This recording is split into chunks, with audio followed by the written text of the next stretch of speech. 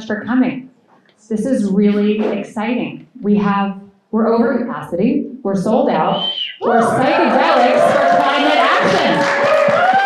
Who would have ever thought? Oh my gosh. Raise your hand. What brought you here tonight? Give me a few things. You are a psychedelic person. Okay. You are a climate person. You are adamantly both. Okay. Okay, great. This is pretty cool. Woo! Oh, friends? Friends? How many of you are friends of myself or somebody else up here? That's great. We've got a lot of friends. I love this. So thank you so much for coming out tonight, for being a part of this experience, for trusting us. I'm going to give you some background and do some brief community announcements, and then we're going to roll into the panel. Psychedelics for Climate Action, or PSYCA, is about expanding and raising consciousness to discover new solutions for the climate crisis, right? So if infinite solutions are available, which we're going to talk about, why are we in a climate crisis? Is the answer to the climate crisis within each of us? So we started hosting events around this topic. There's an excellent group of people here. How many of you are on our WhatsApp group? Raise your hand. Okay, we've got a lot of people who came out tonight. That's so great. So since our first event, which happened a little more than a year ago at Roger Wu's Art Space, we formed a WhatsApp group, we formed a member directory, we started hosting events, and it's really taken up good shape. And our last event, which was at Secret Social in January, how many people were out for that event? That was a really fun night. Momentum has built for this conversation. And even after the event, when it was produced, and myself, I've been taking that on, and was a little burnt out after that event, but people were still coming to me with enthusiasm and energy and excitement for this conversation. So we knew we needed to continue this momentum and formalize this organization. So we're really excited now to call this our official launch.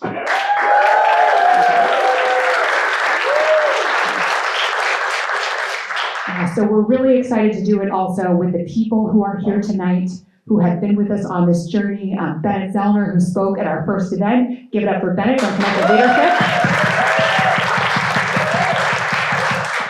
We have Michelle and Larissa from Nocturnal Medicine. We have Paul Miller, aka DJ Spooky. And so this event started to gel together gradually as we were considering, what is a psychedelic climate experience like? Or how can we actually expand and raise consciousness and embody this if the answer is within us? So we put together this discussion, and then we're going to guide you into an experience. Because obviously, as a group, we want to move this conversation forward and continue to drive these solutions forward in a legal context, right? When we're all here, right? So we've got some psychoactive microbladed gummies that were outside. I don't know how many of you have tried the Blue Lotus? Awesome. And by legal context, I mean legal here tonight. Okay? That's what I'm talking about. And we're also going to enter a meditation and raise consciousness that way, which I actually firmly believe in as a really good way to expand and have a more day-to-day integrated experience. Before we go into the experience in the panel, I'll just make some community announcements. So I want to take a moment to acknowledge Lucid News and Ken Jordan. Ken Jordan was part of our community, and he is a big part of the psychedelic community. He came to our event in January, and he asked to write a story, asked if I would write a story about this group, and I did. And then he passed away right before it could finish. And his team was very committed to seeing it through, and it's up there. But we should all support Lucid News and Ken's family during this difficult time. So on each of your seats, there is a flyer with a QR code and a link tree. And there are links to all of the different speakers you're going to see tonight, information about how to support Ken and Lucid News. So definitely, if you're looking at different ways to engage with the people involved in this group, tonight and ongoing, I encourage you to do that. Part of tonight is, as part of our community announcement, we're going to be doing upcoming programming. So we have several episodes of a podcast that have been created, which we're really excited about. The first podcast episode is about climate action integration. You know, when we go on a psychedelic journey and we might be inspired to take action, there's that refractory window, that period of time after where we can make a change, the neuroplasticity. And I think something similar can happen when you come to an event. You have an experience, you meet some people, you get inspired, and you want to drive this work forward. And so we're going to be launching climate action integration circles, which you can all be a part of. And many of you might already work in climate or work in psychedelics and think, why do I need an integration circle? But for me, it was actually key. At our first integration circle that we had, someone said, make a website. It seemed kind of like a daunting task. And they said, just make a landing page. And now we have one. Pretty exciting. So we can all support each other in this climate action together. We can continue to inspire each other. When I was at the Horizons conference just a few weeks ago, I finally met Rick Doblin for the first time. Hero, right? He's such a hero. Let's give it up for Rick Doblin. He's not here, but give it up for him. And I mentioned this group, I said Psychedelics for Climate Action, and before I could even start, he said, that's exactly the kind of work we should be supporting. As someone who is doing this creative work, starting to formalize it, it is so encouraging to hear the support of a aligned community. So that's what we're talking about. We're talking about supporting each other. So some of the language around tonight is around, with infinite climate solutions available, why are we in a climate crisis? And who believes in the term infinite solutions, infinite climate solutions? Who sees that? All right. Who is confused by that? A few people. Okay. So to clarify that, if we look at all the different solutions available, carbon capture, regenerative agriculture, organic food, clean energy, there's so much. I once heard Paul Polizotto speaking, the former CEO of CBS Ecomedia, and he was saying that every moment that the sun hits the earth, there's more energy to power all of it. If we could just harness that energy. And if we look into ourselves, our own consciousness, we are the ones who take action. We are the ones who can participate in systems or shape systems. And so we're infinite resources into ourselves as well. So we'll address that tonight. So I just want to give a very strong thank you to the Psychedelic Assembly team. Everyone give it up for them.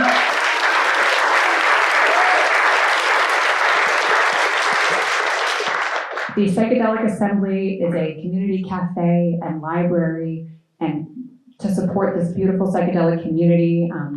It's so convenient. It's in Midtown. I'm a member. I hope to see more of you at their events. So many great members here tonight. And to our host committee for making this all happen, for spreading the word and attracting aligned people. I'd like to thank Alexandra Plesner, Alina Zolotreva, Aaron Januth, Ali Haynes, Amanda Argo-Eftimuth, Amanda Neshiwat, Anna Konstantinova, Cameron Dube, Charlotte Binns, Constantine, blah, blah, blah. Do you want to read this for me? Okay. Constanza Muir, Eva McGarry, Isadora Tang, John Plinge, John Kirsch, Lizzie Schneider, Maxie Cohen, Reka Phillip, Sarah Fernandez, Sean and Joe Leone, and Johnny Immerman.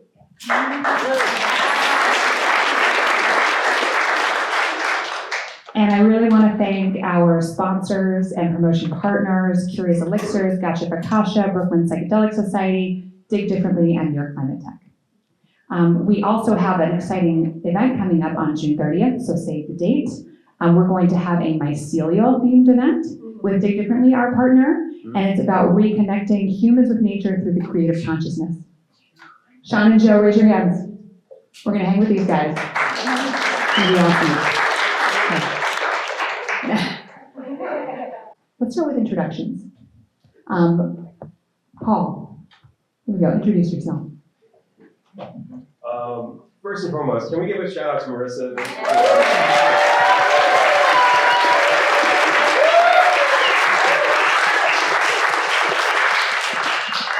So I guess when Marissa, I view her as a convener, and it's been fascinating because, long story short, I'm an artist, writer, musician. Oh, there we go. It's a little electronic beat there. It's everything. It's music. It's all music. So yeah, my name's Paul Miller, aka DJ Spooky. I'm a writer, artist, musician. I just wrapped up being artist in residence at Yale University. Yale has a new program called the Center for Collaborative Arts and Media. And then me and some friends have just started a new institute on 14th Street where we're working with quantum physicists looking at mathematics and music. And it's a think tank funded by the late, great, I think, brilliant mind of this eccentric billionaire named Jim Simons. If you don't know him, he just passed away recently. Very amazing mind. He applied complexity theory to the stock market. So that's how he was able to generate a tremendous amount of finance. But he then plunged that back into alternative education models. So we're going to be, we are just getting started. Our launch is on June 13th, and we'll be pairing quantum physicists and artists and creatives to think about everything from complexity theory, string theory, the tuning of the universe, but math. I mean, it's math, serious stuff. So, yeah, there's a lot more, but that's it in a nutshell. So, nice to meet everybody. Hi everybody, Marissa, thank you so much for putting this together. Very excited. So my name is Larissa Belcic. I'm from Jersey. I'm one half of Nocturnal Medicine with Michelle, who will introduce herself in a minute. But I guess I'll take the reins on saying what it is that we do. So we're a nonprofit design studio, informally working together for about 10 years, been incorporated for free. And essentially what we do is work on the kind of underlying causes of climate change, really looking and digging into the cultural, the emotional, spiritual wounds that are kind of underneath the massive amounts of degradation and dysfunctional relationship that we see. So yeah, thanks for having me.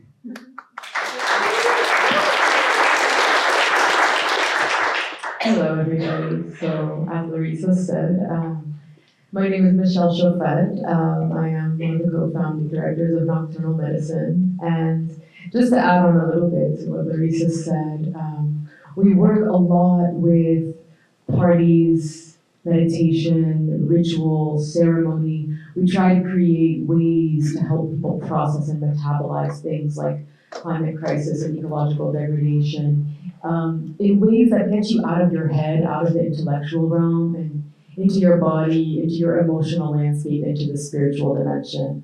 And we're going to give you a little taste of that a little later with one of our meditations after this panel. So thank you for having me. Thank you, Marissa. And I'll pass it on.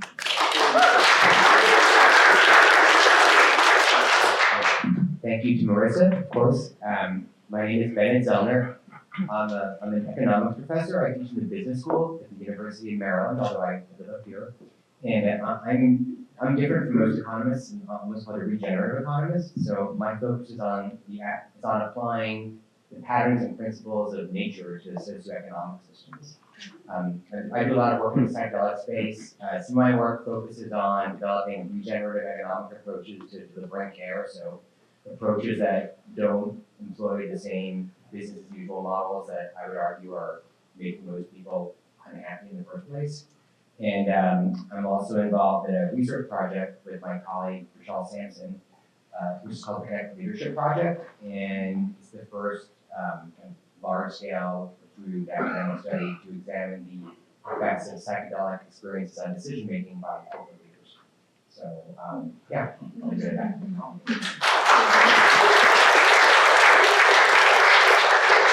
Thank you so much. All right, so let's get started with the big question of the night. So if infinite climate solutions are available, why are we in a climate crisis? Why? Are we going to go clockwise or counterclockwise? I'll pass it to you. All right, counterclockwise. Okay, here's my premise. One, capitalism is about scarcity. And if you look at the last several centuries, capitalism has, we were talking about this Bennet earlier, with regenerative economics. If you haven't seen it, I curated a series of projects with The Economist magazine a couple of years ago where we had, it was called the Economist Ideas Festival, and I suggested, let's talk about psychedelic economics. And we did a debate between me and Larry Harvey, who's the founder of Burning Man. And so The Economist was like, psychedelic economics, It's a serious magazine, so we had to really, kind of keep the ducks in a row. But my fascination right now is that it's easier to imagine the end of the world than to imagine the end of capitalism. And so capitalism has created this crazy limitation of choice, and on purpose, because that's how you maximize value. So if you're a corporation and the end of the oil age is coming, which it is, by the way, the first thing they're going to do is go for mass persuasion. So there's a lot of studies that show the oil companies knew about the climate crisis that would be fostered by the transmission of carbons. And so they knew about this in the late 60s, early 70s, I would say. And then they went on this huge so we're fighting a multi-trillion-dollar campaign that's both psychological and both tied into the sort of democratic/Republican progress of narrowing people's sense of how they are stakeholders in change. So democracy is fragile, and it's based on this idea that you have to have not only a sense of literacy of your civic engagement, like how you think about your relationship to your society, but I want to go back a little bit earlier, and I'm a nerd, so if anybody wants to debate, I'm happy to debate. But if you go to the Athenian Golden Age, so let's go back a couple thousand years, there was this group of people called the oligarchs, and they had taken over Athens, and they made it really easy for you to get in debt. And again, we should unpack this later. We're going to get down on economics. So there was a couple guys who overthrew the oligarchs, and it was called the Great Unburdening, because they said everyone is free from debt. And so that was when democracy started. And what's fascinating is that there was Pericles. If you don't take anything I'm saying without looking it up, by the way, I'm happy to engage. It's fact-based scene here. So Pericles then had a crew of other people, like, I don't know, Plato, Socrates. Most of our major theater comes out of this. Aeschylus, Euripides, all these major, incredible poetry, incredible theater, science, philosophy began with this crisis of democracy and finance. And so when they overthrew the oligarchs, they realized that everyone was a stakeholder in this civic change. So we've still referred to that for thousands of years. And the Romans messed it up. That's where you get Caesar and you get emperors and you get all this stuff. And usually there's been this tension between democracy, feudalism, and authoritarianism. Now we're in this era of the reboot of authoritarianism. And for me at least, just to go to the heart of your question, right now it's easier for corporations to engage with authoritarian narratives because those limit your choice again. And not that I ever want to say that I ever want to evoke 1984 George Orwell, but we have to. I mean, this is, if you jump on a train these days, you see the cameras everywhere, there's a surveillance industry, there's all sorts of other issues tied in with your identity as it's represented digitally. And eerily enough, psychedelics is one of those places where you have a disassociative context, where you get a chance to rethink your relationship to these issues. And that's where I think it's critical to get people to rethink the tools of storytelling. So just to wrap up, I think the light at the end of the tunnel here is that my motto, again, as an artist and a creative, is that there's only two things that are infinite right now, the universe and the human imagination. And we barely scratched the surface on this stuff. So this is an experiment that we are in, and the world is fucking crazy. I walked past the Trump trial just earlier and saw Robert De Niro. By the way, I couldn't make this up, seriously, by the way. And he's ranting against Trump, which I was like, rant. But it was really wild because here's the courtroom, this lunatic who's, again, like kind of Mussolini/Hitler 2.0, kind of a little bit, he's not having started killing everybody or anything, but it's your mind. Your mind is a crime scene with this situation. So I just want to say, hopefully tonight we're beginning a conversation about recatalyzing the imagination. And that's where psychedelics, I think, are one of the best tools to begin that conversation. Thank you, Paul. And by the way, also on the QR code is a link where you can ask a question. So after the panel and before the meditation, we'll take a limited number of questions. We want all your questions because we want to know what you want to know and create content around that. I could jump in. So my answer is a little different. But for me, and this is where a lot of the thinking behind our work with Nocturnal Medicine comes in, despite the fact that some infinite climate solutions exist, we're still living in a state of disconnection with the natural world.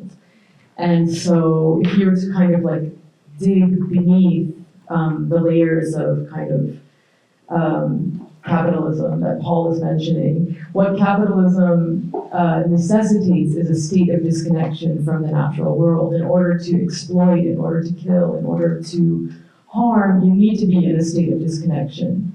If you were connected, if the kind of economic system that we lived under, or if our culture was more rooted in connection to nature, then it wouldn't be possible to do what we're doing to it now. So I believe that at the very, very root there is this spiritual wound that needs to be healed. And part of that is also our emotions. Like, it's overwhelming. Like, many of us who are connected into the conversation about climate are paralyzed with fear or doom. It's like, what are we supposed to do, you know? And so addressing those emotions, tending to those emotions, creating spaces, places, rituals, means for us to sit with them, process them, work through them, and come out onto the other side where we can actually function and put our work towards something substantive is really, really crucial, that step.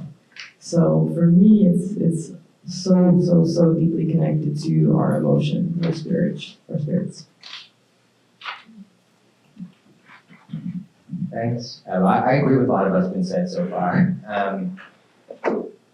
So countless solutions kind of evokes for me an image of policies and business practices and technologies, and the reason I think it doesn't, all that stuff is good, and we should be trying to develop new technologies and new policies and new business practices, but they feel to me more like patches. They address the symptoms of the problem, but they don't address the systemic roots of the problem. So where do the systemic roots lie? So because on one level, we could say they lie in the economic system. So we have an extractive economic system in which all natural resources, including humans, are conceived of as expendable inputs from which as much value needs to be extracted as possible, regardless of the effect on the health and regeneratability of the resource itself. But as also kind of come up here, you know, this system, although it seems monolithic and overwhelming, we created it. And we continue to recreate it every day. And so if we go down a level deeper, I really agree with the point, you know, about disconnection. I think about it in terms of our attunement, and what our attunement is the way that we both individually and culturally orient to the world. And the prevailing attunement of our culture, certainly Western culture, it is characterized by disconnection. All of our major societal institutions reflect and perpetuate the myth that we are separate and disconnected from each other and from nature. And that serves a purpose, as you were both saying. That's by construction, that's by intention.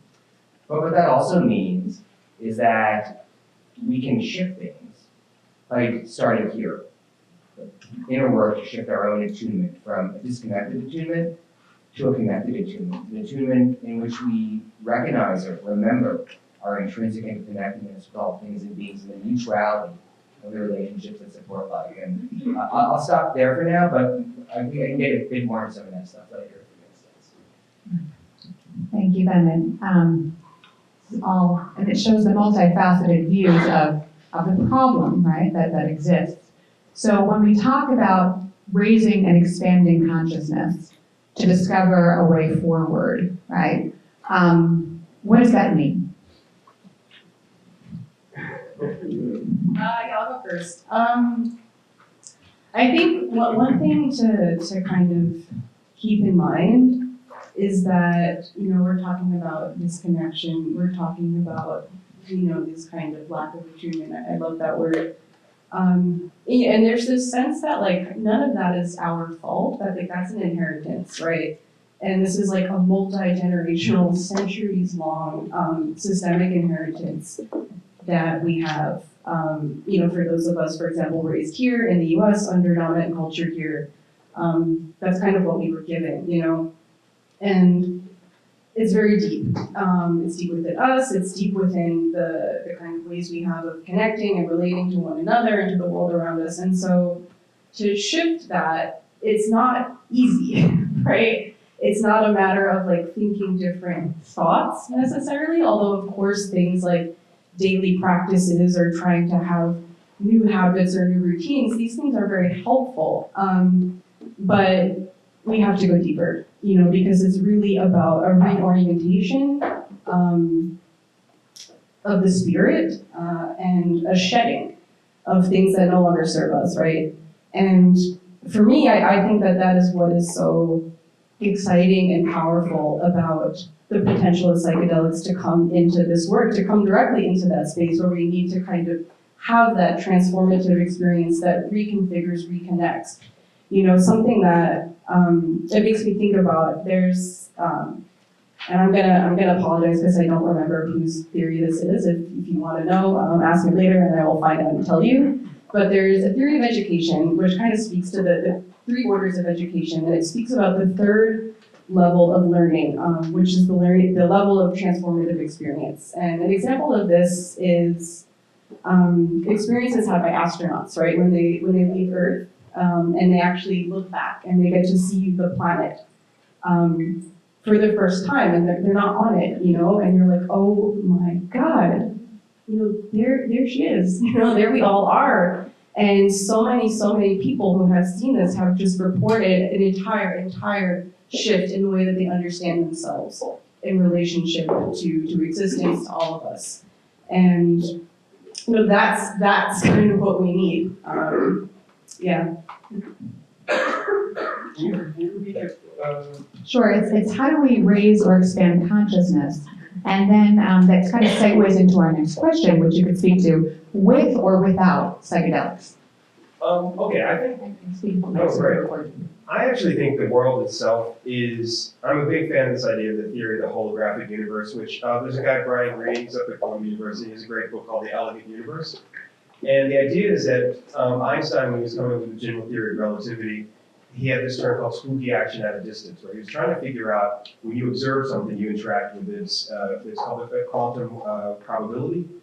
And eerily enough, we are immersed in this ecstasy of experience. We're always learning, we're always kind of, in your body, there's a lot of studies that show your body is actually filtering out pain, we're creating various neurotransmitters that allow us to mediate our physical self. So for example, if someone gets addicted to some of the psychopharmaceutical industries, various substances, your body begins to produce less of the natural things that go with your brain.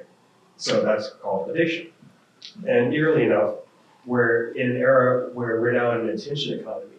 And I think that what's going on with the digital media platforms is that they know this. I mean, TikTok, Twitter, Instagram, they're essentially attention engines, and they need you to be engaged in on the platform. So your brain is generating serotonin, dopamine, and other stuff. Eerily enough, psychedelics is part of the arsenal the brain uses to redo what you call neuroplasticity. And there's studies that show, for example, a kid learns much better if you make it a game or make it playful.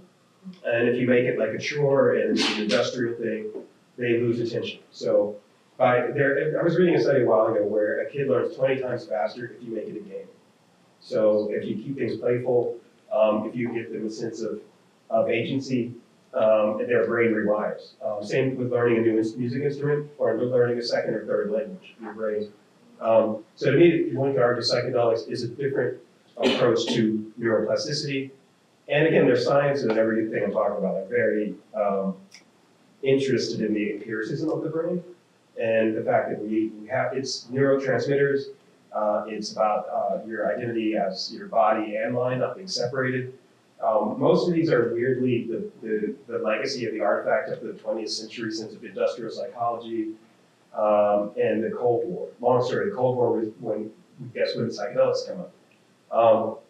There's a Swiss chemist who invented LSD. Infamously, he rode a bicycle, and he forgot that he had taken some LSD and was riding through this landscape. He's like, this is a wild fucking landscape. You know? And I just think that was like when we began to realize that the tools of the mind are incredibly powerful. So this is just the beginning. And I have a feeling within the next several years there's going to be a lot. Hopefully what we're doing tonight these kind of conversations about leveraging new points of entry into that conversation.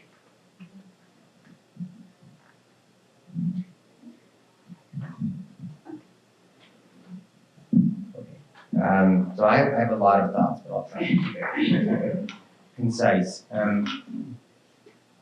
So first, in order to shift into this more connected attunement, this is actually, I think, our natural attunement. I think the disconnected attunement, as we've kind of been discussing, is one that's been constructed, it's been created for us, culturally constructed by the whole capitalist milieu.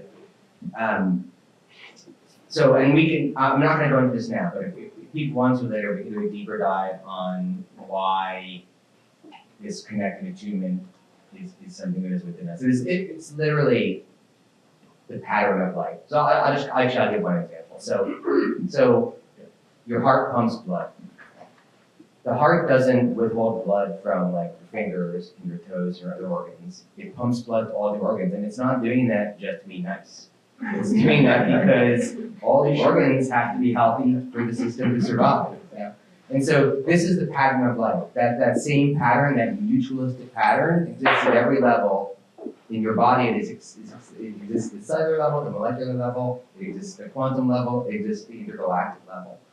So I think it's really about remembering this. And I think one of the reasons that psychedelics can be especially helpful in this way is that, first of all, people who have taken psychedelics will often talk about one of the hallmark experiences being the experience of oneness.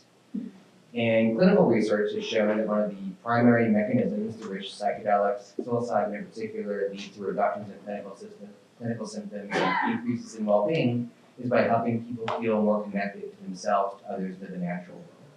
So if we can help people feel, if psychedelics can be used to help people feel more reconnected in a truly embodied way, then I think they really have a chance of helping us shift into this more, as I was saying, connected attunement. Like we have lots of smart people in the world. You look at corporations. There are lots of very intelligent, capable people in corporations. The problem isn't lack of brain power. It's not lack of technology. It's the guidance. It's the attunement. The last thing I'll say, Paul, you also mentioned briefly creativity. And this is something else that also really interests me.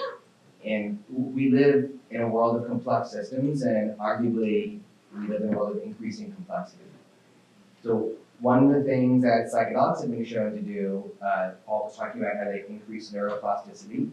So they quiet this part of this functional network in your brain called the default mode network, which is kind of, some people say that's where the ego resides, it's where the narrative sense of self resides. It's the part that thinks about the past and the future when you're spacing out. And at the same time, they increase connectivity among parts of the brain that don't normally communicate as much with each other. So we're hypothesizing that this can lead to more synthetic thinking. When you engage in synthetic thinking, you make connections, you see connections among ideas, domains, concepts that you previously viewed as separate. So if we're thinking about the climate crisis and we're thinking about creativity, then this type of synthetic thinking seems to be a really important element for supporting the development of solutions. So this is a good segue, and I'll just say that, and a segue into the next question, which is why psychedelics for climate action? And I'll just share a little bit of what inspired me in terms of expanding and raising consciousness. I had some psychedelic experiences with mushrooms before. I had tried some of these things, and I had my first psychedelic therapy experience through my psychedelic therapy work with Nushama, trying a ketamine journey. And it was for the first time I felt very separate from my body. Like I just was this pure consciousness that my spiritual teacher was telling me about. And to really experience what you hear many different spiritual teachers talking about, that we are all connected, that we are all one, that yes, we have a brain and we have an ego, and it's true that you are me, that I am me and you are you, or maybe the other is true as well. But we exist in this form, right? And the ego is here to protect us.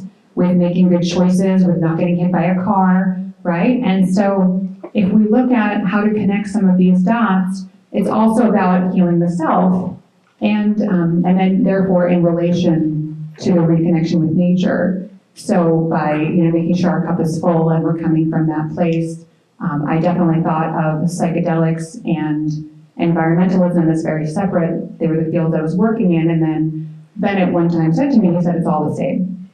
You heal yourself, you heal your relationships, you heal the planet. So in terms of why psychedelics for action, for climate action, it's that environmental problems are human problems, and it's us humans who are destroying the planet.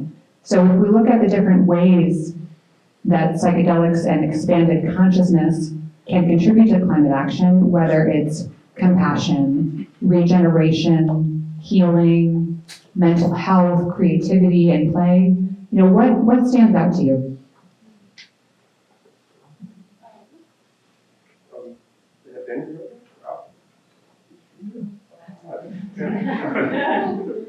I guess I'm going. Okay, so the question is, What stands out to you when you, what stands out to you when you think most of psychedelics for climate action? Why psychedelics for climate action? So I already actually gave part of what would be my first answer to this, which is, I think that in addition to the ability of psychedelics to help us reconnect, it's the ability of psychedelics potentially to foster more synthetic thinking. It kind of fits into the creativity domain. I also feel, you mentioned mental health in your list too, and we often hear about the mental health crisis. We're not having a mental health crisis. It's not like all of a sudden 100 million plus people's brains broke. Seriously, this is it's a natural response to a toxic environment, and for sure, the pharmaceutical industry and other influential actors would like you to believe that something's wrong with you, and they'd also like to medicate you to help numb you from that pain. But I think that if we can help people understand the roots of their pain, the roots of their suffering, with the assistance of psychedelics, then that'll be a big step toward actually helping people shift into this kind of more connected attunement.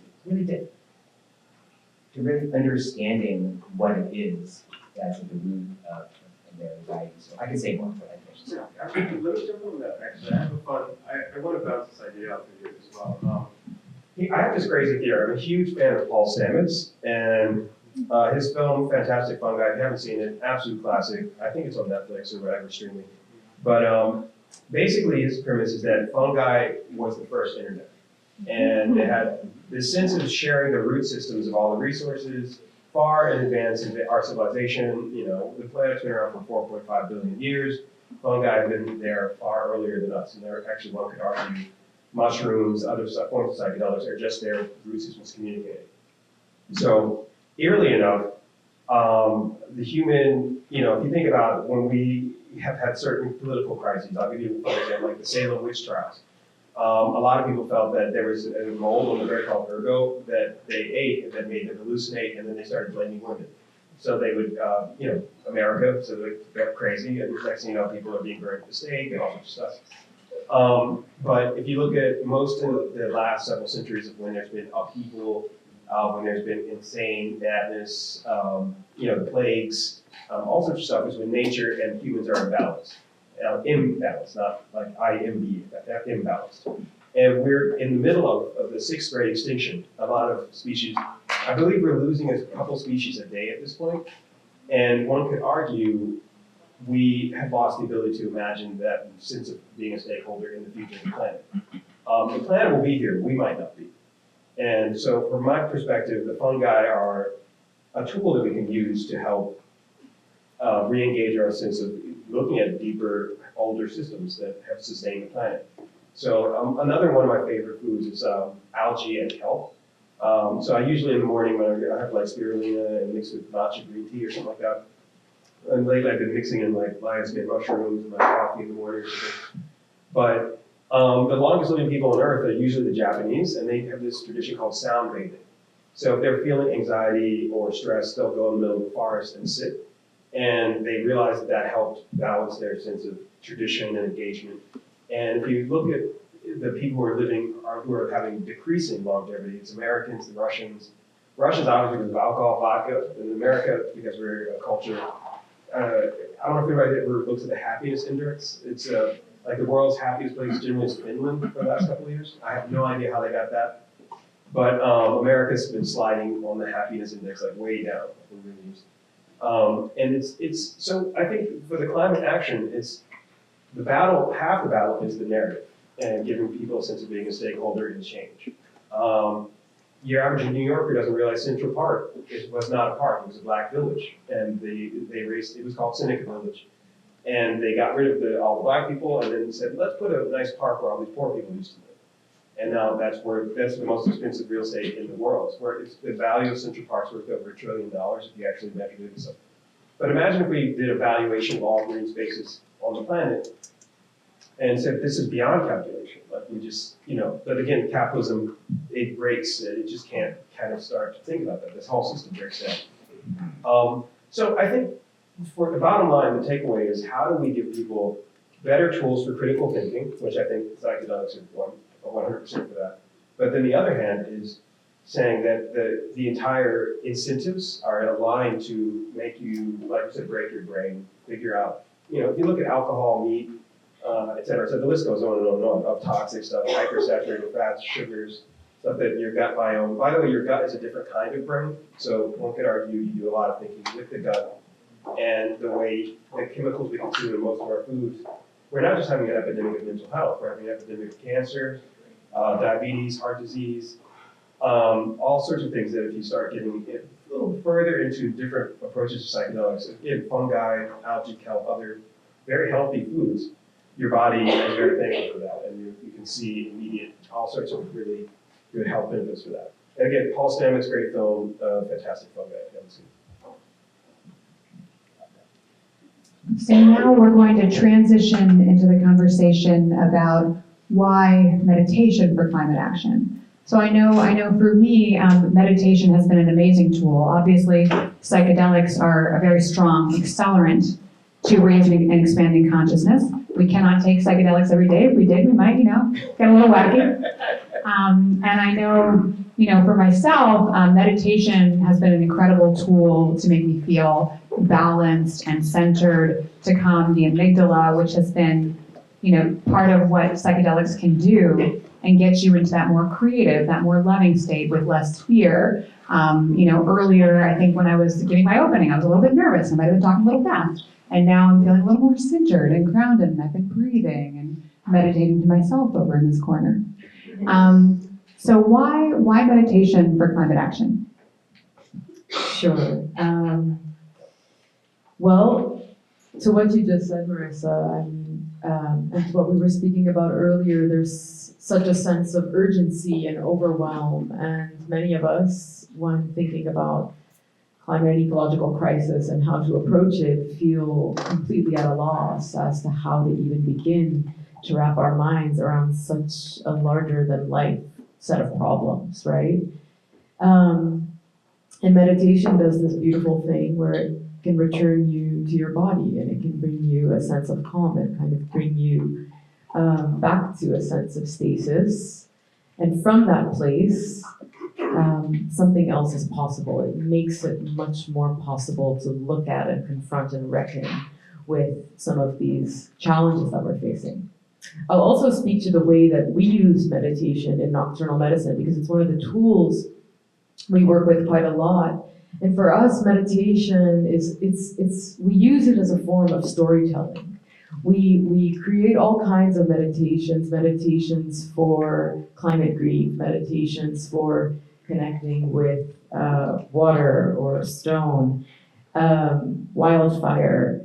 And we kind of use the power of meditation as this form of embodied storytelling to take people on a journey through their emotions, through these different sensations, and hopefully putting them back out into the world feeling a little more capable, a little more centered, a little more ready to confront and reckon with these challenges, or simply just to be, honestly, in a better state.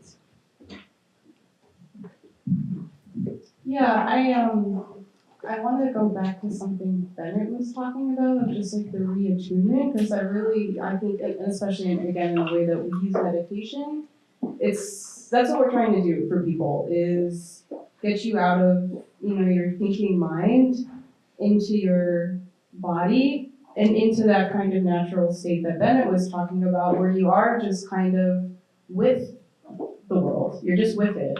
And it's not really trying to make it work out one way or another. You're just in a state where you can, be attuned and be connecting. And I think that one thing we're often like kind of slipping in as a message, I guess, into our work, is talking about change and the constancy of change, and also the different rates at which change happens. Obviously, the word change is in climate change. It's like a key concept to what we're going through right now, and it's a form of change. And I think it's a form of change that, like, when we think about it, it can be really like activating in a frightening way, and like, oh my God, like so many things are changing for the worse, and so many animals are dying, so many ecosystems are collapsing. But at the same time, the universe is always changing, and it has always been changing, and it will always continue to change. And I think that, at least one of the things that we try to do through meditation is to connect us to that kind of just like slow crawl of deep time change that is just continuing. It is just continuing. And, in the hope that if we can find how it feels to be at peace with that, we can be more capable, more relaxed, more clear when we do go back to these scary or destructive changes, right? Because we're kind of operating from just a more grounded, natural way of being. And sure, and I'll send you the next question, Paul. So my next question is, what is the role of sound in consciousness expanding experiences? Paul right now is leading an initiative called Sound in Science. I know for me, my father used to meditate. I would walk by his, as a toddler, walk by his office, say, Mom, why is Dad meditating? He's sleeping. No, why is Dad sleeping? No, he's meditating. No, Dad's sleeping. No, he's meditating. And it wasn't until 2016 when I went to a meditation studio that had a sound experience that I really fell in love with meditation. And he had tried to get me to do that for years. So what is the sound role? Because I know we're going to be having a track tonight with meditation, and we'd just love to hear you talk about that. Okay. I'm a nerd, so bear with me. And the fun part about sound is that it's kind of this incredible patterns in the air. If you just think about it, it's molecules vibrating, it goes to your ear generates an electrical signal, goes to the brain, and you're good to go. But there's some big asterisks there, because your brain is operating slightly slower than everything around it. So you're not, even if you're seeing light right now, one of my favorite metaphors is if you look up at the stars at night, that's a beautiful star. That star might be dead for like 2 million years, and the light from the star is 2 or 3 million years old, it's just hitting your eye. But with sound, you have to imagine that the reason our sort of ecological kind of approach to things, why do humans, verbalize? Other primates have other forms of systems. Some use sign language. If you ever see, there's some really amazing videos online where chimps, they realized they were using sign language and we didn't realize that. I'll give you another fun example is that whales, their brain is so big, most of the brain of the whales, they're actually generating what you call huge acoustic holograms. So they realized that the waveform of underwater, a waveform lasts a lot longer. But the whales' signals are getting disrupted by American submarines because they're using sonar to guide the submarines. And so that's why whales are getting beached. The whales are actually going deaf because we've made the ocean so loud. And so I'm sure you've been seeing crazy pictures of whales beached and stuff. Why would a whale lose its signal? Well, there's a lot of science around. So they're actually positioning each other, and whales flock. So they can send each other a signal literally across the oceans. They're one of the species that has the longest form of communication. I'll give you another fun example. Ravens, they actually recognize humans' faces. And if you ever see ravens, they're quite complex. But birds, the birds, when they're actually sending very complex signals to one another. And one of my favorite examples of another crazy American thing is there was a guy who loved, I'm writing a book on this, so again, like I said, bear with me. If you want to geek out, we're going to geek out. There was a guy who loved Shakespeare, and he found every bird referred to in Shakespeare and imported them to the US and released them all in Central Park. He thought he was doing like some cool art thing. And he did this in the 19th century, and so those birds outbred all the local birds and wiped out all the indigenous birds. So all the birds we see here now were alien, invasive species. The list goes on. There's another fun with trees, for example. The networks of trees are incredibly mathematical. If you actually have anybody who looks at topological studies, root distribution systems, trees don't necessarily communicate with sound, but there's studies that show when you cut grass, for example, the grass releases certain pheromones and other kinds of things to communicate that there's danger. So there's an overlap with sound and nature and complexity, and I'm fascinated with that. So I do Vipassana meditation, usually, that's kind of my jam. I'll go away for about 5 to 10 days. As a global DJ, trust me, being out of the scene for 5 to 10 days is a long time. And DJing is kind of wild because it's about patterns. A beat is just a pattern. So nature has patterns, so why not just figure that out? One of the more fun parts of what I do as my practice is that I go to remote places. So a couple of years ago, I went to Antarctica, and I took a studio to several of the main ice fields that were melting, and did what I call acoustic portraits of ice. And that project went to the Metropolitan Museum and a whole bunch of other museums. But the idea was to take the geometric form of ice, turn it into math, and then turn the math into music, and then make electronic music out of it, hip hop, techno, dubstep, you name it. And that project got a lot of attraction online, and people realized you could make music and math from nature. So I'm a fan of these kinds of interdisciplinary. A lot of people are using that term these days. But sound is, I think, one of the most accessible parts of human practice because we speak, we hear. Children, it's one of the first things that they see your brain begins to absorb, synaptic neuroplasticity. One of the most powerful things a mother can do is speak to the child. And there's a lot of studies that show the child's brain will begin sparking and different synapses are going off. And again, teaching a child violin or piano or other things also gives the child much more of a comprehensive approach to pattern recognition. So I think sound is complex but also accessible. That's kind of the vibe right now. And eerily enough, the internet itself comes out of World War II. They needed to figure out ways to send messages if there was a nuclear war. And so the US military commissioned what's called ARPANET. And amusingly enough, the early version of the internet used certain sounds. Like anybody who's a kid in the 80s, you'd hear this what they call login sound, like, that kind of. Am I dating myself here? Okay. But there's a thing called Wi-Fi, and Wi-Fi is also just frequencies. And there was a woman scientist who invented Wi-Fi during World War II because they needed to get the encryption around the Germans. And then they realized they could control torpedoes remotely and do other stuff using long-wave radio signals. So Wi-Fi, these are all just frequencies. Even while we're sitting here in this room, we're being drenched in cellular signals, which are just above our range of hearing. So there's a tremendous amount of sound around us. And there's, again, your average American city is on a grid. First street, second street, and so on. But the sound in the city, actually there's a lot of studies that show that it does trauma to you.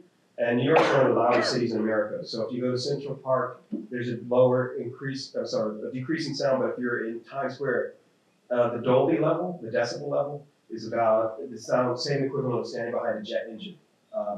So people, if you look on YouTube, there's funny scenes where somebody has taken a decibel meter and taken it out in the middle of Times Square, and they realize the needle's like in the red. So imagine walking down Fifth Avenue, Sixth Avenue, the sound is bouncing off of all this concrete and glass, and that trauma, that literally there's studies that show that does trauma to the human ear. Same thing with our ambulances, for example. The ambulances in America are at a very piercing range, and a lot of times when an ambulance goes by, you might unconsciously feel like you gotta close your ears, and then actually you do, but if you're in Europe, it's a different frequency. They've done studies that the Americans made the ambulances more piercing, but it creates trauma, like you kind of it literally, if anybody wants to geek out about this, hit me up. But there's ways to kind of figure this out. I'm a big fan of roof gardens. If we did a tax incentive that put a garden on every roof in New York City, A, it would make the city quieter. B, it would bring fresher air. And C, you'd have access to healthy, fresh vegetables because all these roofs are black and they increase heat. You have to then turn on your air conditioner. Then you have the city becomes a heat island, and it condenses all the pollution and everything, and you're in this like toxic soup. But if we put stuff like moss is very simple. It actually absorbs sound, makes the air healthier. Stuff like that. It's science mixed with actually just rethinking simple. There's a lot of solutions, so I just like that. So anyway, yeah. Anything else you'd like to say about sound and the meditation experience? We're going to roll into it shortly. But. Just something very simple, but sound isn't operating in the space of like logic or reason. It's vibration and the animals of our body response. It's very simple. I like this point you were making, Paula, how accessible it is. I love those internet videos of babies dancing. They seem to like reveal something really, really pure about the nature of sound and our body's response to sound. And that's all I have to say about sound right now. We're going to take 3 questions and then the rest from submission. Hi, I just like hearing actual stories of people's psychedelic awakenings that relate to climate, personal awakenings that are relevant. Thank you so much, Charlotte. Anyone want to share personal awakenings related to climate? Okay, Bennet, go for it. Yeah, I had this experience. So I've been, first of all, the whole reason I'm a regenerative economist is psychedelics. But that happened a while ago. And then, so I'd already been working on regenerative economics for a number of years, and I got the concept intellectually, and obviously I was into it. And then I had this experience a few years ago where I felt in like the deepest possible way. Like I used to think of the regenerative pattern of nature as like being out there, something that surrounded me. And I had this experience of knowing that it was me, and really feeling that. And it's not that I can hold on to that feeling at all times, but it left an imprint, and I can still get back to it and use it as a guide. And it's part of the inspiration for the research project I talked about too. So that's my experience. I can speak to a little experience I had.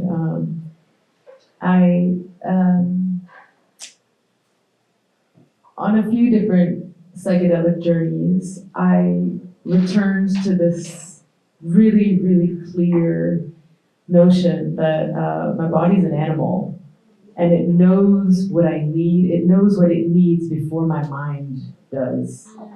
And it was this really simple but crystal clear thought that has changed everything.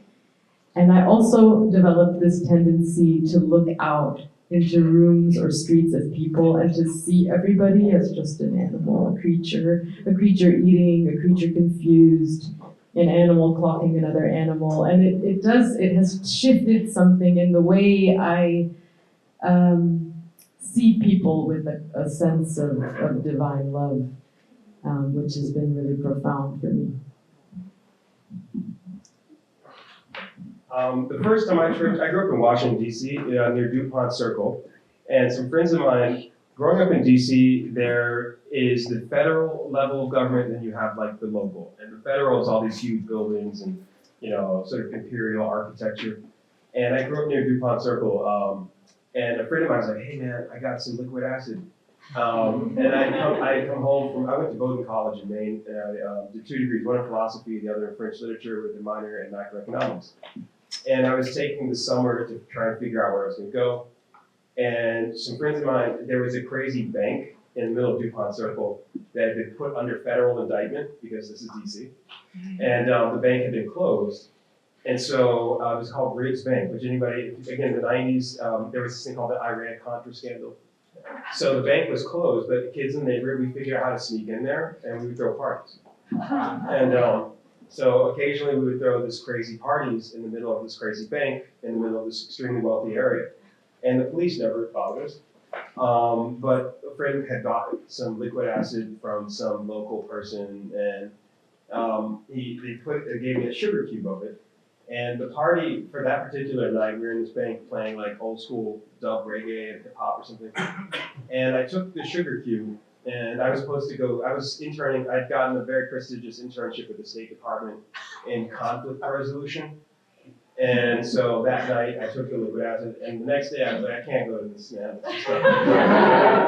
And I walked around DC where all these federal, like the Lincoln Memorial, the Washington Monument, just like, and I think there was probably too much liquid in the sugar cube. And that really, it was just like you were in the middle of this incredibly bizarre Greco-Roman, temples to war, Vietnam Memorial, Federal Treasury Reserve, just like walking through that. And the next day I just said, hey man, I can't do this. And I ended up moving to Paris. And skipped working at the State Department. Yeah. I'm planning on being an ambassador. Good job. But yeah, that's my first trip. I love that. I'll just add one thing, and then we'll take another question. For me, it was a little bit simple around the wonder of everything, of like the day-to-day life. So I started observing through psychedelics the wonder of staring at the ocean, or being on the beach, or looking at a rock, right? And then just like, oh, how beautiful is this rock? Oh my God, this rock?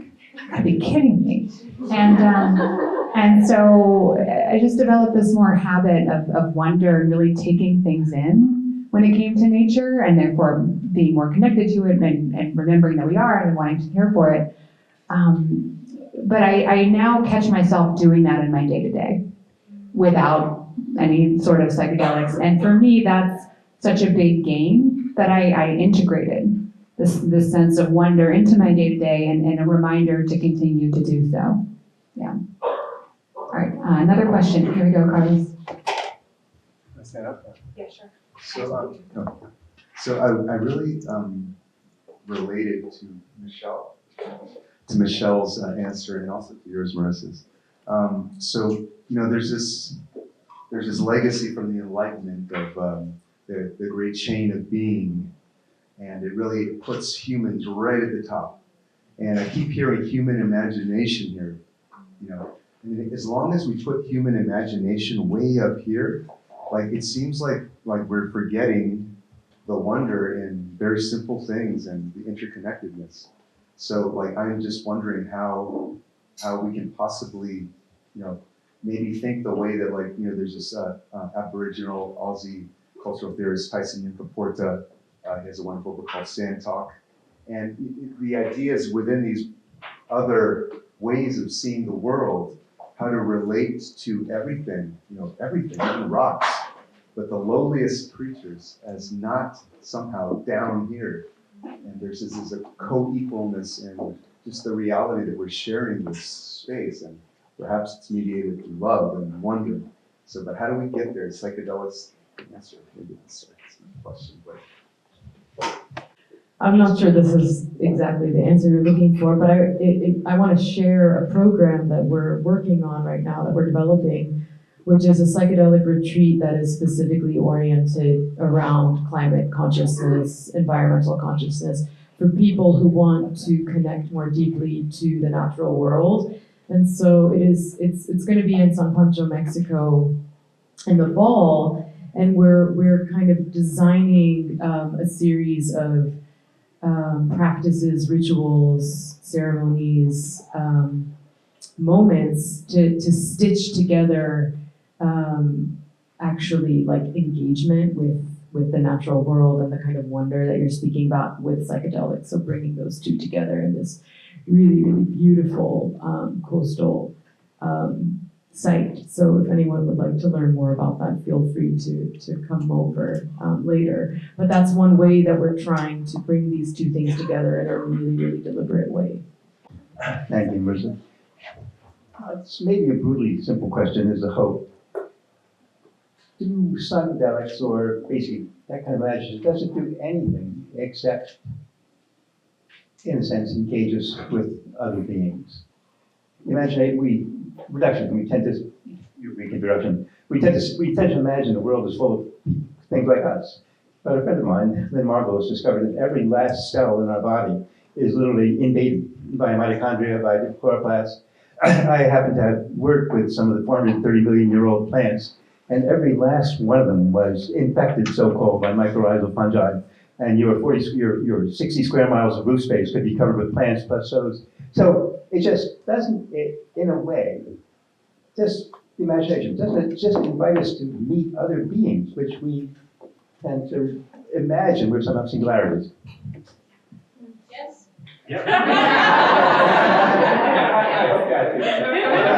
Simple question, but simple answer. Yeah, so sorry I'm barefooted, I was sitting on the floor. We have a panel here of a lot of amazing people who have used their awareness and psychedelic awakenings to create containers and modalities of work that not only enable consciousness and climate action and awareness and human upliftment, but also like their own uplift your own personal strengths and passions as well. Like I think there's this quote that I love that's like, don't try to do what the world needs, like do what makes you feel alive or come alive, because the world needs more of that, and we're kind of contributing to the world in a beneficial way in our own way through our own strengths. And that's something that like I kind of became aware of through my own psychedelic awakenings, like this sense of personal sovereignty and like self-remembrance of like what my own strengths are and how I want to contribute to the world. And so I think my question is like, how did you take the steps after your psychedelic awakenings or developing a stronger sense of awareness? For instance, taking the courage to like, I don't know, leave a State Department internship to move to Paris or start a nonprofit studio on climate consciousness. Like how, as people who I'm sure there's lots of people here in this room who are listening to you and inspired and want to do things like what you're all doing here, what advice would you give to people who have all this life force energy and they want to contribute in some way but don't have the container yet and don't know how to bring it into the world? Great question. Well, for one, we are launching these climate action integration circles, so everyone here tonight will be invited to do that. And that's going to be something that meets regularly on Zoom to support people in developing their ideas. So anyone, anywhere can join, and you will have a regular meeting place, a community, people sharing resources, supporting you in developing your ideas to drive that forward. So that is one way. People want to share some additional advice because that's definitely a little bit in the head, right? But tonight we're talking about attunement and we're talking about getting into the body. And so everyone here tonight, by participating, you're taking a climate action, right? You're going to be a part of this experience led by Larissa and Michelle to embody and expand and raise your consciousness through meditation. Yeah, that's a great question. If I could, I guess, think about how that lives in my own life, I feel like it's two things. One is listening. I'm always listening. I'm always like just receiving, deep listening. And then I think the other thing, it's like taking yourself seriously, like, because I think the things that you might feel compelled to do if you are truly listening to what is being shown to you, they might seem very strange. They might seem crazy or like impossible or whatever it is, or just like you're embarrassed or like you feel awkward or whatever it is. And I guess for me, it's always been about like just, taking myself seriously and taking what I hear seriously and what I learn seriously. I guess I tend to think in terms of structures, and all structures can be changed. You just have to figure out what the components are. And the fun part about our time is no human society has ever lived this crazily. I mean, we are like really fucking wild. And it's incredible. I mean, I'm so happy to be alive in this time. I mean, it's surreal. I mean, there's no way that I think technology's not going to go crazy. I see if we make it through this century, it's going to be an incredible I'm a pro-topian these days. I think a lot of people are saying dystopia or utopia. You know, those are, there's good and bad to that, but the idea of many ideas of utopia and giving yourself this notion that, all right, here we are in a crazy situation. Let me understand how this, the mechanisms of how this works. So these days, I tend to say the imagination is the ultimate renewable resource. We have to renew, reboot, and then remix, you know, kind of, because we can always change everything. We can wake up tomorrow and say, fuck my credit cards, fuck the government, whatever. No more turn the TV off. It would be interesting. I would like to say that would be considered a revolution under some circumstances and another.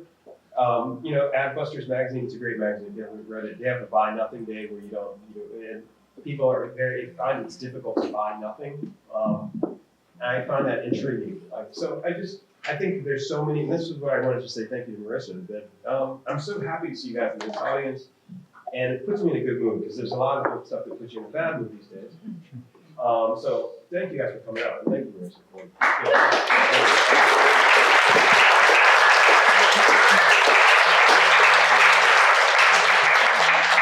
Thank you to each of you for being a part of this with us, really.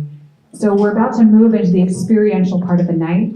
So Michelle and Larissa will guide us with a meditation, and then DJ Spooky will bring up the vibe after, and we're gonna have a party. I was told by Kat that they're extending our time a little bit till 10:30, so we have a little more time for the party, which is really great news. And then I just wanna emphasize one more thing. On the link tree on your card are so many different ways you can engage with us. So you can check out our website. You can join our directory, so you can be part officially of the community. You know, right now joining the community is free. So you can show your work, you can suggest event and content ideas, you can submit your questions tonight. We do want support as we grow the organization. So if you want to be a sponsor of something else that we're doing coming up, contact us and let us know. If you have an idea, contact us. We're applying for fiscal sponsorships. There will be other ways to donate and get involved, but I encourage you to look through that link tree, see what else all of our speakers are up to, and see how you can support them, because we are doing this embodiment exercise tonight to embody this expanded state of consciousness. But the other way that psychedelics are for climate action is by supporting the people who are working at this intersection and supporting their climate action. Okay, so now I'm going to hand it off to Michelle and Larissa. Yeah, hi everybody. So before we jump into the next part of the night, we just want to invite everybody to do like a little bit of a reset. I know we've been like sitting for a while, so if you feel like standing, you feel like stretching, you feel like whatever it is you need, let's just kind of get into the zone, get loose. Yeah, there we go. Also, if anybody doesn't have a rock, this is where it comes in. So if you don't have one, there's a table outside. Please get one, and we'll start in a minute. You can sit on a chair, you can lie on the floor, you can be wherever you feel comfortable.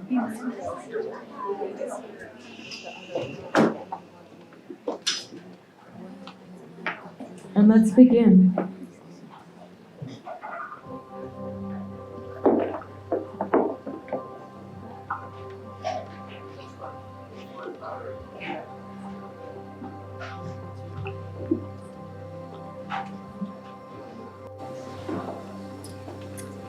All right, let's begin by taking 2 collective breaths together. So please empty out your lungs and take 1 big inhale and exhale big. And take 1 more big inhale. And exhale big. Beautiful. And let your body be very, very relaxed. Soften any tensions in your muscles. And see just how soft you can become. And if you like, you can flutter your eyes closed. And from wherever you are, whatever you're bringing into this room with you right now. See if you can quiet your mind and step into your body. And see if you can just be here, right where you are, however you are.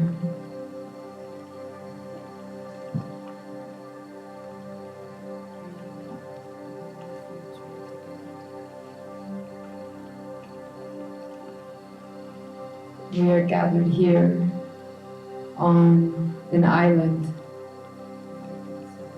between two flows of water. To the west, the water comes from forests in the northern hills. Fresh water streaming downwards to reach us here in the city.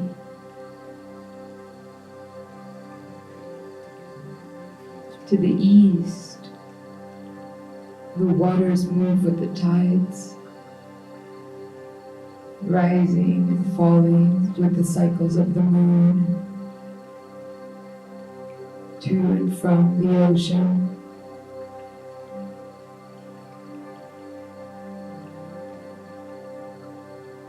All around us, the waters, the stone, and the soil that surrounds us. They have been here since ancient times.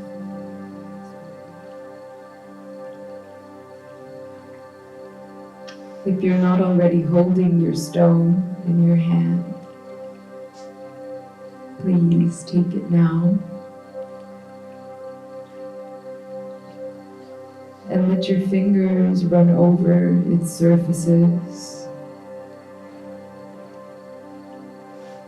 Feel the weight of it in your hand.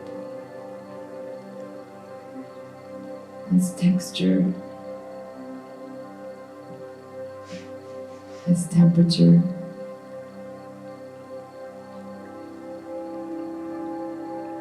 When we touch a stone, we are touching with our bodies into deep time.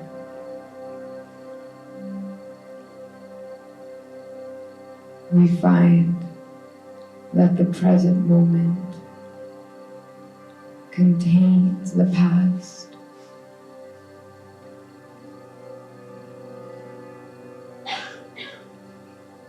With this stone, we're calling into this space a time before this city was here.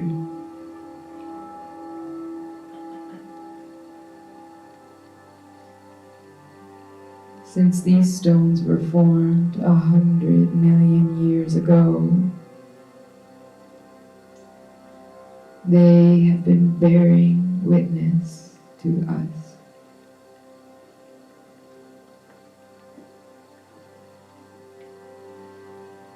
Witnessing the extinction of creatures,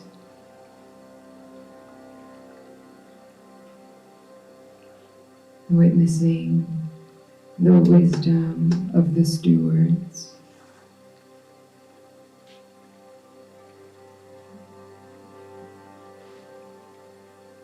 witnessing the violence of the trespassers.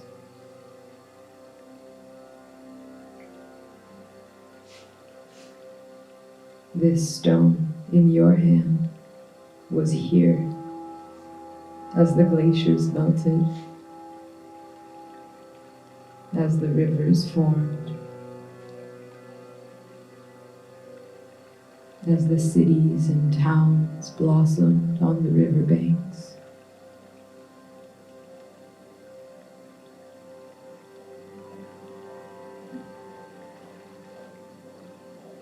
And then there's you,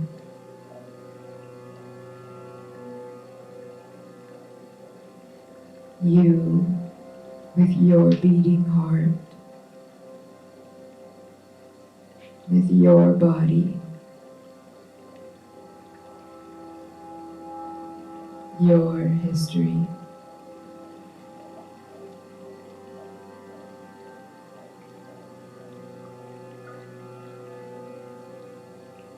What do you contain? What light flickers in you?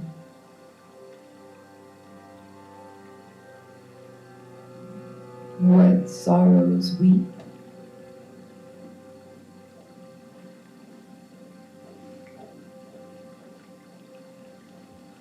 Where we sit today, we are surrounded by water that we are told not to touch.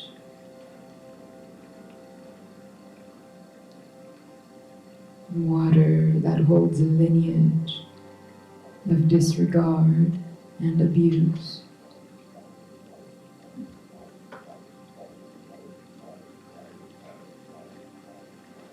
Where in you lives the story of this water?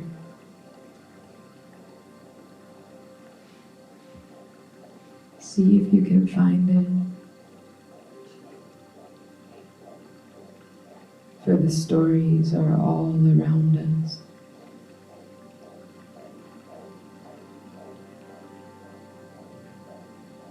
In the soil,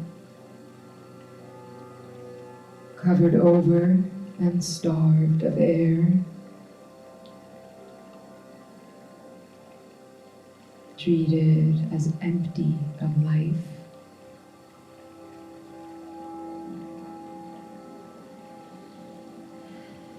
Receiver of wastes.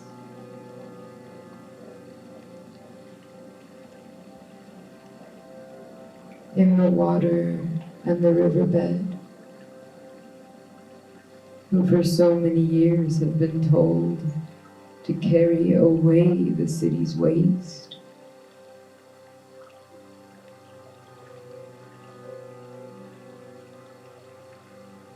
In the creatures, building their homes in the cracks and crevices of this city, insisting that this is their home too.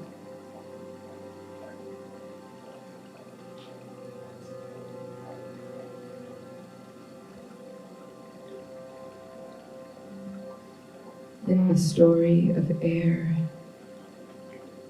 filled with particles and pollutants,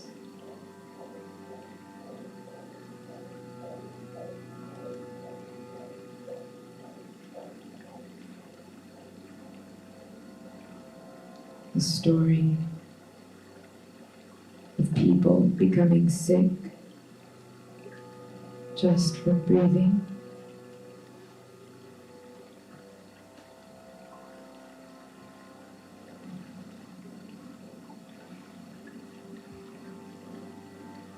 And as the world bends and twists, so do we.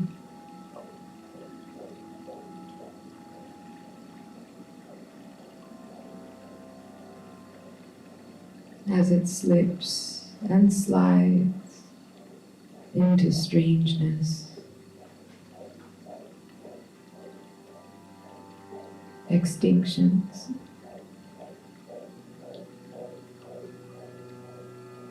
wildfires,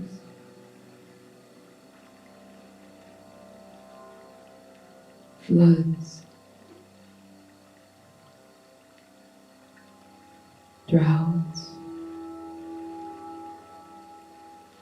climate chaos, death,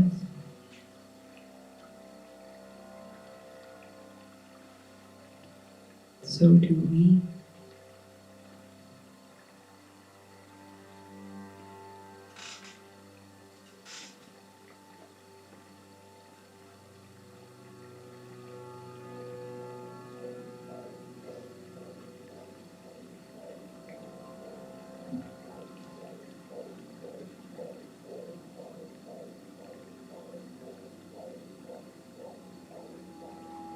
for there is no outside to go to. Only insides.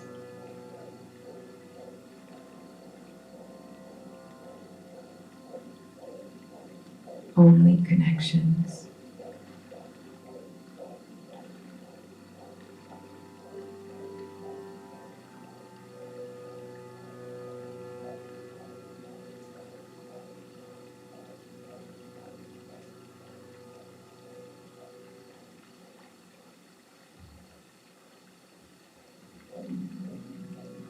See if you can find words that can name what moves inside of you now.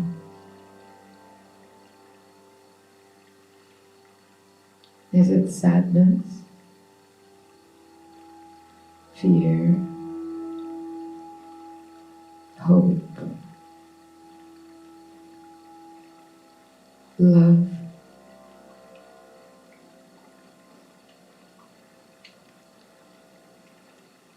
I invite you to whisper your words aloud right now.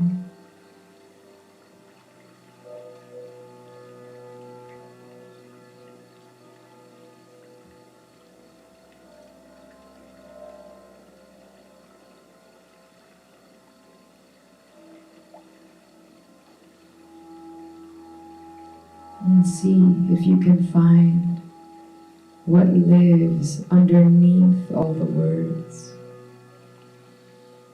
What pulses? What moves?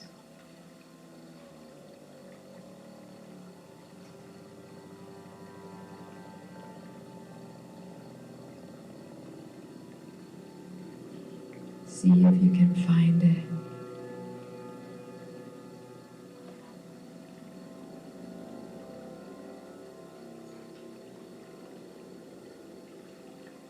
See if you can feel it.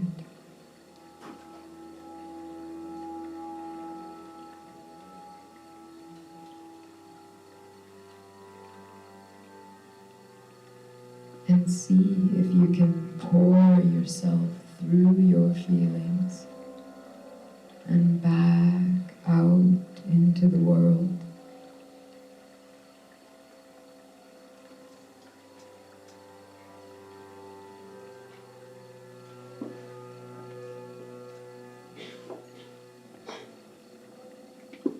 Your eyes,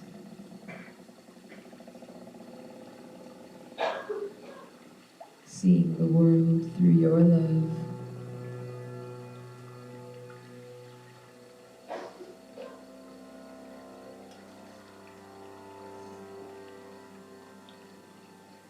Your skin, wearing your tenderness.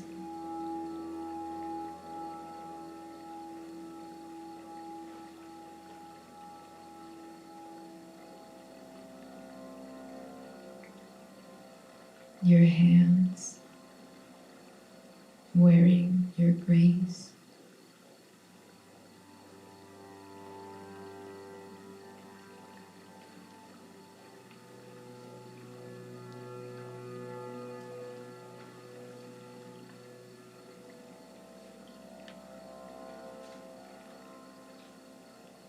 Return now to the stone in your hands. And notice how it has warmed from the blood in your fingers.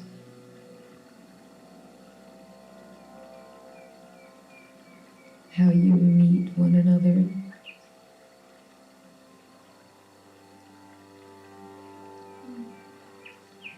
Together, you and this stone tell a story about the slow crawl of time and about rapid changes.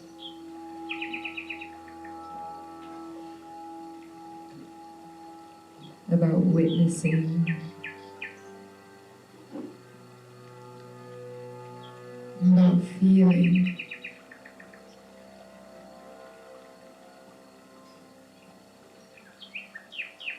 about the warmth of living.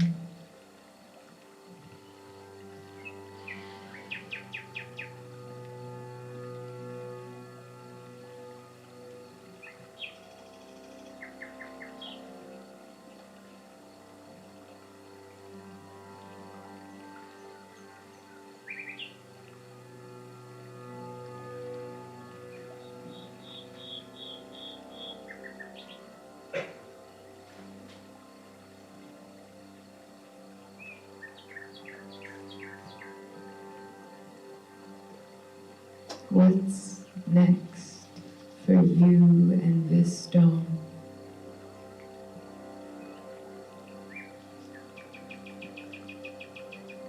Where will we be next?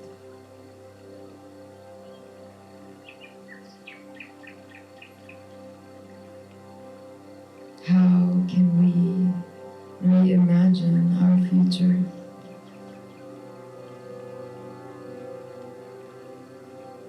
How can we evolve to be our own rock?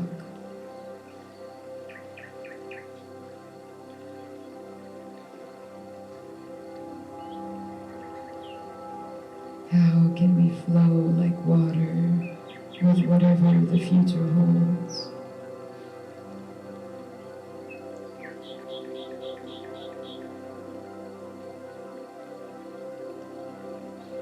How will we move, evolve, repair, regenerate our collective humanity and the earth?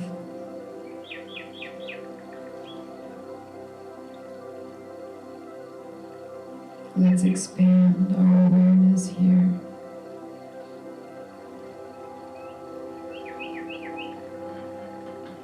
What do you see?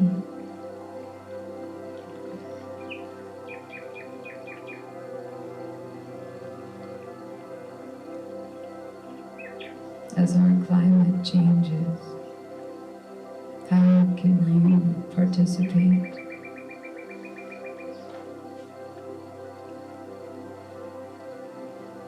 What have you contributed that you are proud of?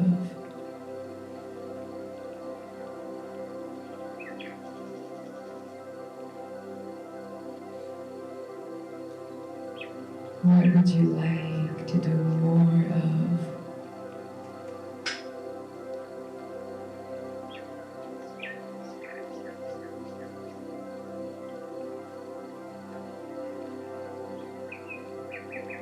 How can you evolve for the new dream that you see?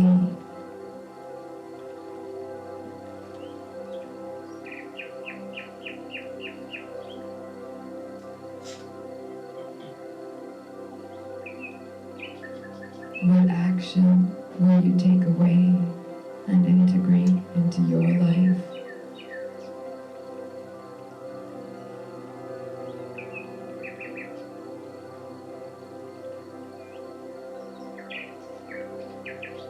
How can you make a plan to catalyze your vision?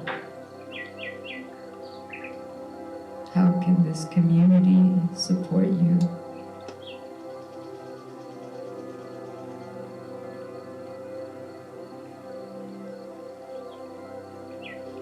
None of us actually knows what the future holds,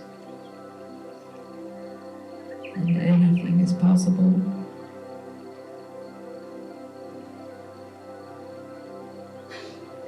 And take a moment to appreciate that your journey brought you here.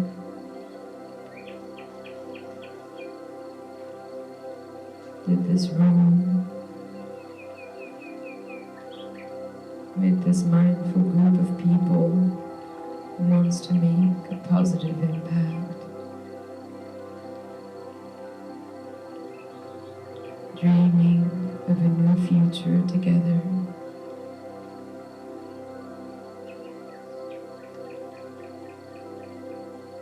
We're here, and we can celebrate the gift of life we have today.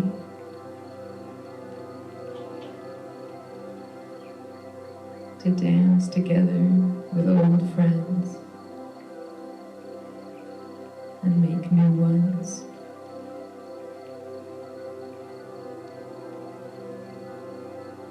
To be open to possibility and create together a new future.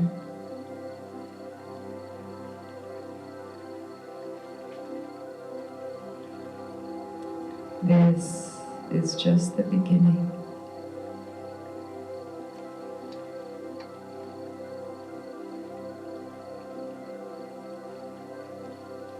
When you are ready, slowly come back into this room. Maybe wiggle your fingers, your toes, and stretch your neck and your shoulders.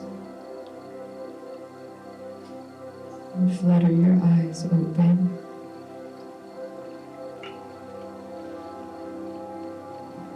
And begin to look around the room.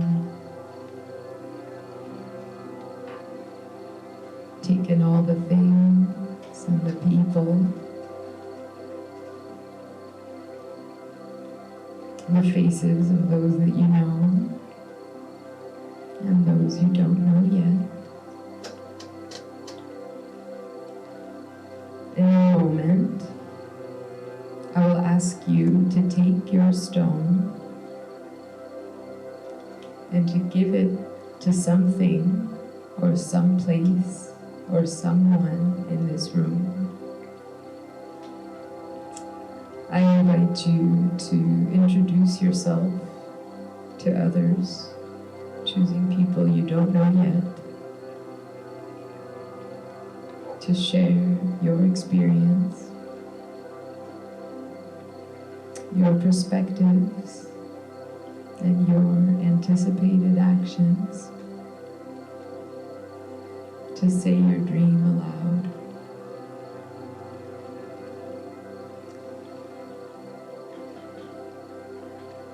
To the back of the room, over there by the flowers, there's a table of materials, papers and pens and ribbons and anointments, oils, and you're invited to use those materials to express and articulate your wishes and dreams however you like, through words, through pictures, and you're invited to contribute them to this altar here. And I'll ask you to do that in just a moment, but I want to thank you for your presence and to ask that as you get up, to please very carefully fold your chair and lean it against the wall so that we can create a dance floor here, which is the next phase of this gathering. So thank you all so much. And as you're ready, you can slowly rise.